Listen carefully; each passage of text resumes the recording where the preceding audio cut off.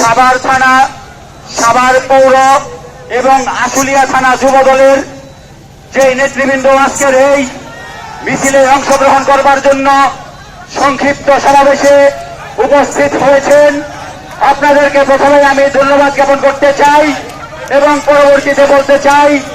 আপনারা যেভাবে উপস্থিত হয়েছেন এই প্রোগ্রাম, এই কর্মসূচি শেষ হওয়া পর্যন্ত আপনারা স্ব অবস্থানে অবস্থান করবেন। দয়া করে কেউ এলোমেলো হবেন না এবং বাইরে কেউ যাওয়ার চেষ্টা করবেন না, বিনীতভাবে অনুরোধ করছি। আমি ধন্যবাদ জানাই সাভার পৌর যুব দল সুরুজ্জামান, যার নেতৃত্বে আজকের এই মিছিল এত সাফল্যমণ্ডিত হয়েছে এবং যারা এই মিছিলে অংশগ্রহণ করেছেন, দয়া করে আমাদের জেলার সভাপতি, সাধারণ সম্পাদক মঞ্চে উপস্থিত রয়েছেন এবং কেন্দ্রীয় যুব দলের